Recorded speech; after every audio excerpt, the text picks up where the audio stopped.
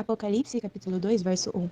Ao mensageiro da igreja em Éfeso, ao mensageiro, a estrela, ao anjo da igreja em Éfeso, Éfeso é a igreja no fim da fase inicial, escreve: Estas coisas diz aquele que tem na sua mão direita as 7 estrelas, ou seja, as 7 estrelas são os 7 mensageiros das 7 igrejas.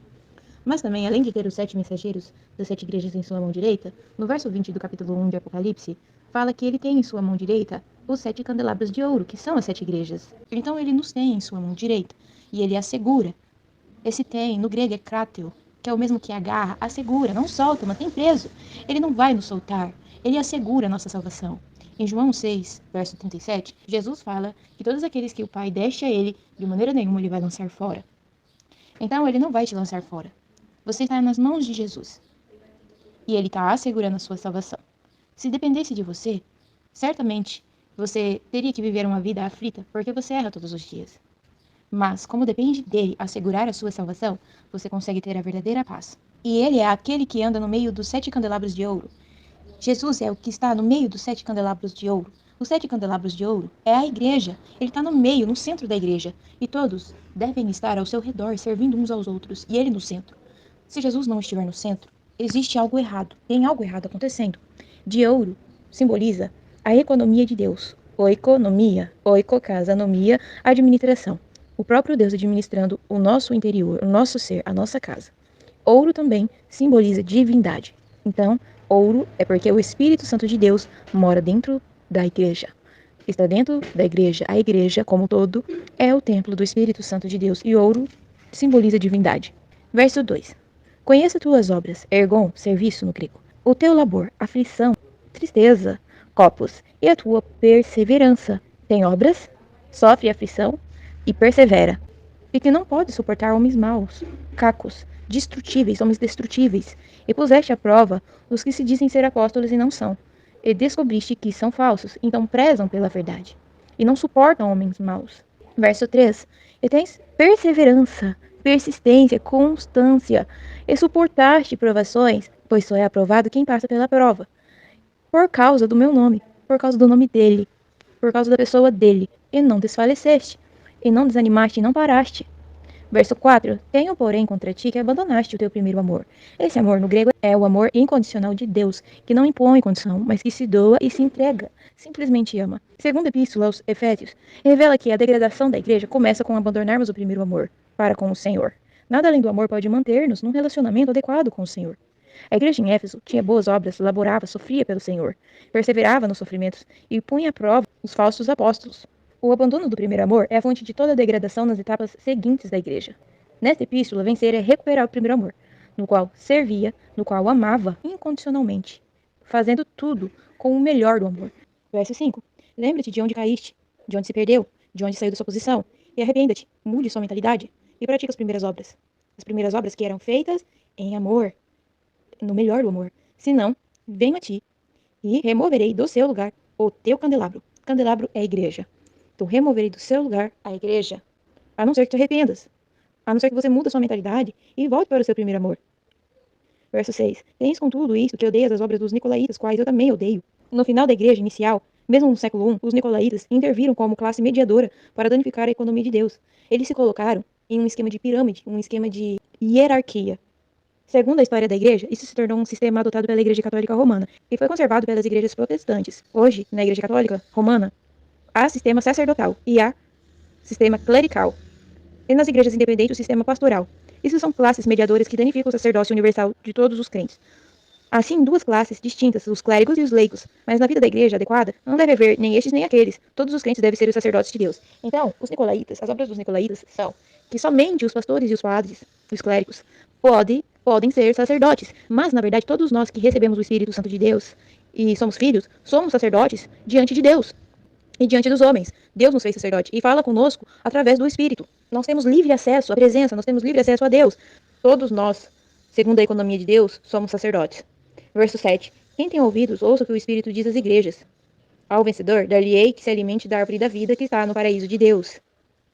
Embora o nosso ângulo e posição estejam corretos, podemos não ter o ouvido adequado para ouvir. Nas coisas espirituais, ver depende de ouvir. João primeiro ouviu. Depois ele teve visão. Se os nossos ouvidos são duros e não conseguem ouvir, então não podemos ver. À medida que o Espírito Santo fala às igrejas, precisamos ter um ouvido aberto, circuncidado, purificado e ungido para ouvir o que o Espírito Santo diz. Visto que o Espírito hoje fala às igrejas que devemos estar nas igrejas para estar corretamente posicionados a fim de ouvir o que o Espírito Santo diz. De outra forma, como podemos ouvir? Então temos que estar posicionados para ouvir, porque o Espírito Santo fala à igreja, e nós temos que estar com o coração aberto para ouvir o que o Espírito diz. E ao vencedor, dar-lhe-ei que se alimente da árvore da vida, que está no paraíso de Deus. Nós temos que comer do Senhor como pão da vida no nosso espírito. Ter ele como alimento para nutrir o nosso espírito. Aqui nesta epístola, o Senhor prometeu dar ao vencedor que se alimente da árvore da vida. E na igreja de Pérgamo, o Senhor prometeu que o vencedor comeria do maná escondido. E na igreja de Laodiceia, o Senhor prometeu ceiar com o que lhe abrisse a porta. A degradação da igreja distrai o povo de Deus e o desvia, fazendo com que não se alimentem de Cristo, se alimentem de qualquer outra coisa, menos de Cristo. Comer da árvore da vida era a intenção original de Deus para o homem, mas também será o resultado eterno da redenção de Deus. Mas na degradação da igreja, a religião entrou com o seu conhecimento para distrair os crentes em Cristo, de modo que não comam dele, como árvore da vida. Por isso, o Senhor prometeu dar aos vencedores a comer de si mesmo como árvore da vida no paraíso de Deus, como uma recompensa. Isso é um incentivo para que deixem a religião e o seu conhecimento e voltem ao desfrute de Cristo. E está sendo pregado na igreja muitas coisas, menos a respeito de Cristo. Se abandonarmos o nosso primeiro amor pelo Senhor, perderemos o desfrute de Cristo e o testemunho de Jesus. Consequentemente, o candelabro será removido de nós. Verso 8. Ao mensageiro da igreja em Esmirna escreve estas coisas e diz o primeiro e o último, o que esteve morto e tornou a viver. Jesus está vivo, e Deus o ressuscitou ele dentre os mortos. Verso 9. Conheço a tua tribulação e a tua pobreza, mas tu és rico. E a calúnia de que se dizem ser judeus, e não são, mas são sinagogas de Satanás. A palavra grega para Esmirna é mirra, prefigura sofrimento. A igreja em Esmirna é uma igreja sofredora. Representa a igreja sob perseguição do Império Romano a partir da segunda metade do século I até a primeira metade do século IV. Ao sofrer, a igreja deve saber que o Senhor é o primeiro e o último, e imutável. Todas as coisas estão dentro do limite do seu controle. Tornou a viver. Fala a respeito da ressurreição. A tribulação é preciosa para a igreja, porque põe à prova a vida da igreja e a capacita a desfrutar das riquezas de sua vida, o galardão. A igreja sofredora era pobre em coisas materiais, mas rica no Senhor com as riquezas da sua vida. Os judeus queriam ficar presos em seus rituais sacrificiais e no templo. Só que Cristo substituiu esses rituais. Visto que a igreja, sobre a nova aliança, na economia de Deus, o próprio Deus morando dentro de nós, por meio de confessar a Cristo como único suficiente Salvador e crer no coração que Deus o ressuscitou dentre os mortos, os judeus criticavam injuriosamente. Ocorre o mesmo hoje, visto que as pessoas religiosas difamam as igrejas na restauração do Senhor e buscam e seguem o Senhor em espírito e em vida. E não se interessam com qualquer sistema ou prática religiosa. A meta da economia de Deus é ter um templo único na terra e testificar a unidade. A igreja toda, como um todo, reunido, é o templo do Espírito Santo. É o templo único. Os judeus que se opuseram contra Jesus, suas sinagogas se opuseram ao Senhor Jesus, o Senhor chamou-lhes de sinagoga de Satanás. Mesmo quando ele estava na terra, considerava que as sinagogas eram de Satanás. Aparentemente, os que estavam nas sinagogas adoravam a Deus, mas na verdade opunham-se a Deus. Eles perseguiam e matavam os verdadeiros adoradores de Deus. Contudo, consideravam que, assim, ofereciam um serviço a Deus. Desde então, e ao longo do século, os religiosos têm seguido seus passos, perseguindo os que genuinamente buscam e seguem o Senhor em espírito e vida, enquanto ainda consideram que defendem os interesses de Deus. Tudo para danificar a economia de Deus. Verso 10. Não temas as coisas que está para sofrer. Eis que o diabo está para lançar na prisão alguns dentre vós, para ser dispostos a provas, e tereis a tribulação de 10 dias. 10 simboliza plenitude. Ser fiel até a morte, e darei a coroa da vida, o reino. Quando Jesus vir para reinar, o reino visível, milenar, ele dará cidades para os vencedores governar. Esse é o galardão de quem vence. Coroa simboliza reino, reinado. Então seja fiel até a morte. Como sinal, os 10 dias referidos neste versículo indica profeticamente os 10 períodos de perseguição da igreja, que a igreja sofreu por parte dos imperadores romanos, que começou com Nero na segunda metade do século I e terminou com Constantino o Grande na primeira metade do século IV. Por mais severas que tenham sido as perseguições instigadas pelo diabo, Satanás, por meio de Césares romanos, que fizeram tudo para destruir e eliminar a igreja, elas não puderam subjugar nem por fim a igreja. A história demonstra que a igreja de Cristo, do Cristo vivo, que morreu e tornou a viver, resistiu vitoriosamente às perseguições e multiplicou-se muito mais pela indestrutível vida da ressurreição. Verso 11. Quem tem ouvidos ouça o que o Espírito diz às igrejas. O vencedor de modo algum sofrerá o dano da segunda morte. Sofrer o dano da segunda morte não é o mesmo que sofrer a segunda morte. É somente o dano. e não a segunda morte. Verso 12. Ao mensageiro da igreja em Pérgamo, a igreja casada com o mundo. A palavra grega quer dizer casamento, que implica união, e torre fortificada. Como sinal, a igreja em Pérgamo prefigura a igreja que entrou em união matrimonial com o mundo e se tornou uma alta torre fortificada, equivalente a uma grande árvore profetizada pelo Senhor na parábola do grão de mostarda. Quando Satanás fracassou ao não destruir a igreja mediante as perseguições do Império Romano, nos 3 primeiros séculos, ele mudou a tática. Procurou antes corrompê-la mediante a aceitação do cristianismo como religião estatal por parte de Constantino. Na primeira metade do século IV, devido ao incentivo e à influência política de Constantino, multidões de incrédulos foram batizados na igreja, entre aspas, e a igreja, entre aspas, tornou-se monstruosamente grande, visto que a igreja, como noiva pura, está desposada com Cristo, e a sua união com o mundo é considerada fornicação espiritual aos olhos de Deus. Esse foi no tempo em que a igreja quis impor a religião católica, e muitas pessoas tiveram que aceitar essa religião à força, por medo. E então, a igreja ficou inchada, mas na verdade não eram verdadeiros cristãos. Verso 13. Conheço o lugar em que habitas, onde está o trono de Satanás, e que conservas o meu nome, e não negaste a minha fé. Mesmo nos dias de Antipas, minha testemunha, meu fiel, o qual foi morto entre vós, onde Satanás habita. O trono de Satanás está no mundo, o lugar onde ele habita, e a esfera do seu reino.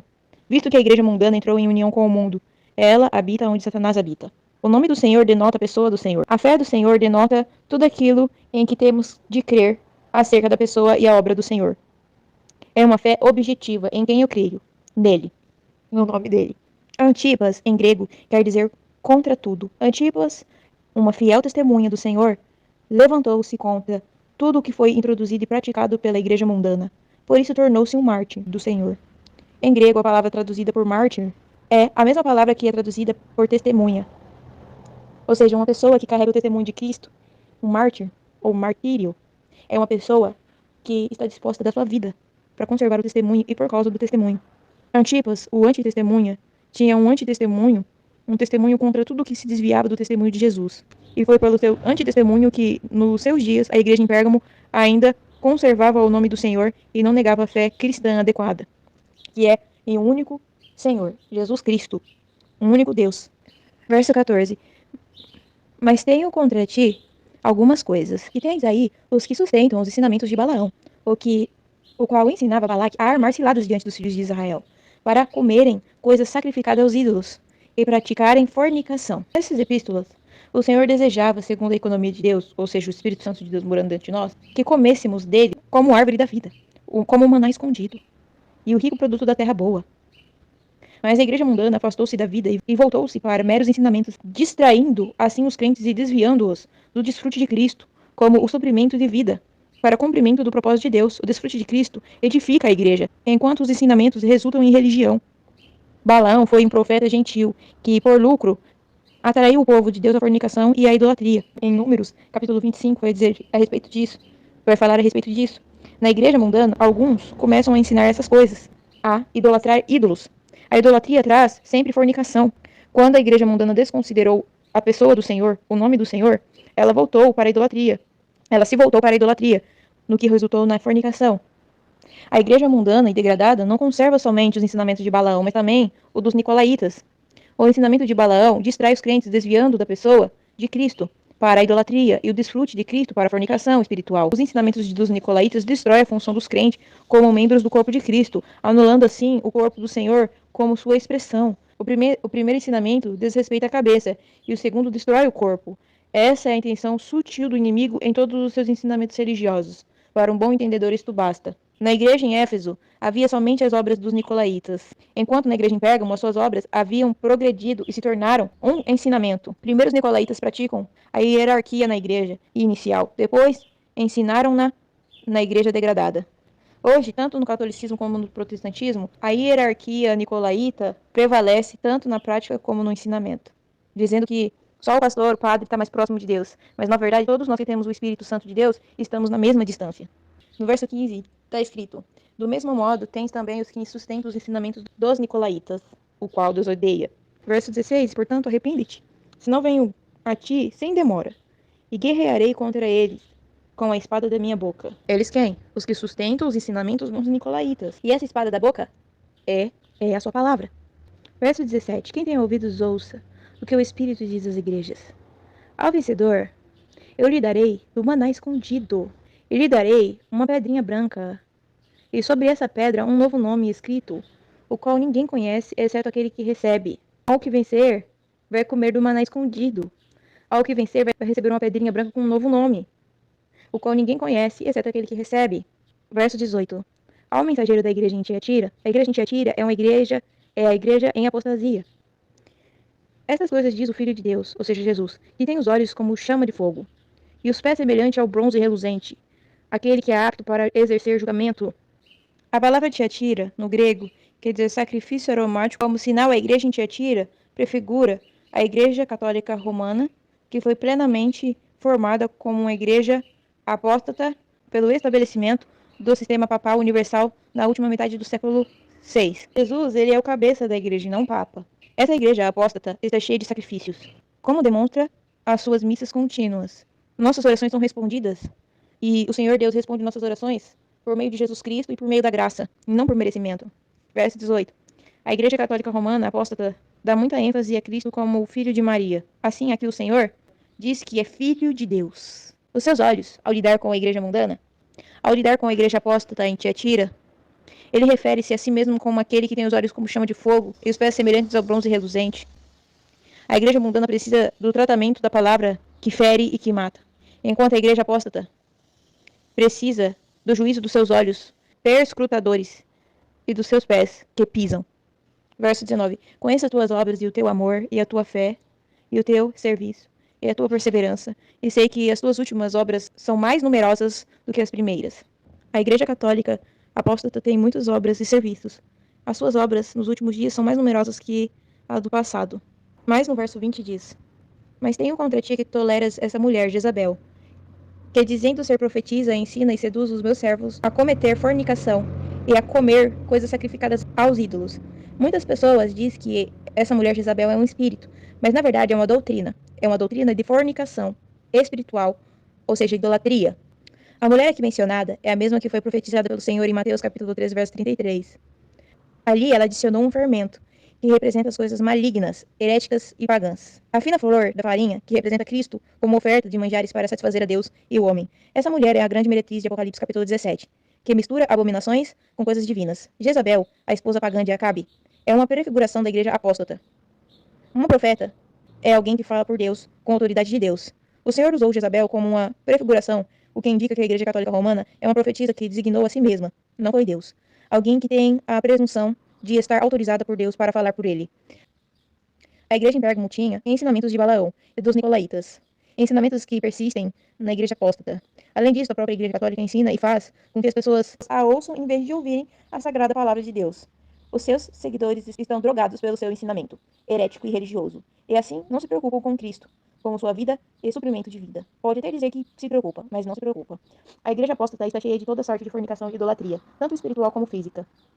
Em Apocalipse capítulo 17, ela é chamada de grande prostituta. Verso 21. Dê-lhe tempo para que arrependesse, mas ela não quer arrepender-se da sua fornicação, ou seja, quer manter a tua idolatria. Verso 22. Verso 22. Eis que lanço numa cama, e em uma grande tribulação os que com ela adulteram, caso não se arrependam das obras dela. Uma cama é normalmente usada para dormir e descansar, ou até mesmo para quem está doente. O Senhor indicou aqui que a igreja apóstata está incuravelmente doente e ficará assim até o juízo final. E ferirei de morte os filhos dela, e todas as igrejas saberão que eu sou, aquele que esquadrinha as entranhas e os corações, e darei a cada um de vós segundo as vossas obras. Isso pode referir-se ao fato de Deus destruir a igreja católica romana, por meio do anticristo e dos seus seguidores. Capítulo 17, versos 16 ao 17. Verso 24. Digo, porém, a vós, os demais em Tiatira, a tanto quanto que não conheceram, como eles dizem, as coisas profundas de Satanás, não porei outra carga sobre vós. Isso é muito forte, as coisas profundas de Satanás. Em grego, a palavra traduzida por coisas profundas, que e denota as coisas misteriosas. A Igreja Católica Romana tem muitos mistérios, ou doutrinas profundas. A sinagoga de Satanás, no verso 9, era contra a igreja sofredora. O trono de Satanás, no verso 13, estava na igreja mundana. E as coisas profundas de Satanás estão no interior da igreja apóstata. A religião da sinagoga, o mundo sob o trono de Satanás e a filosofia dos mistérios satânicos são usados por Satanás para danificar e corromper a igreja. Verso 25. Mas o que tentes, conservai-o, até que eu venha. Isso indica que a igreja católica romana, apóstata, permanecerá até o Senhor voltar. Verso 26. Aquele que vencer e fazer a minha vontade, até o fim darei autoridade sobre as nações. Verso 27. E com vara de ferro as apacentará, como vasos de barro são quebrados em pedaços, assim como também eu recebi de meu Pai. Verso 28. E lhe darei a estrela da manhã. As minhas obras refere-se às coisas que o Senhor realizou e faz. Reinar com Cristo sobre as nações no reino milenar é um prêmio para os vencedores. No reino milenar, aquele que reina é um pastor. Os vencedores não são apenas homens, mas também mulheres. E no reino milenar, os vencedores que vão reinar também é um pastor. Então, homens e mulheres serão pastores. Deus deu a Cristo autoridade para governar as nações. Aqui Cristo dá a mesma autoridade aos seus vencedores. Verso 28. E lhe darei a estrela da manhã. Na primeira manifestação de Cristo, os magos, e não os religiosos judeus, viram a estrela de Cristo. Na sua segunda manifestação, ele será a estrela da manhã para os seus vencedores, que velam pela sua vinda. Para os outros, ele aparecerá como o sol da justiça. A estrela da manhã, ela brilha mais cedo.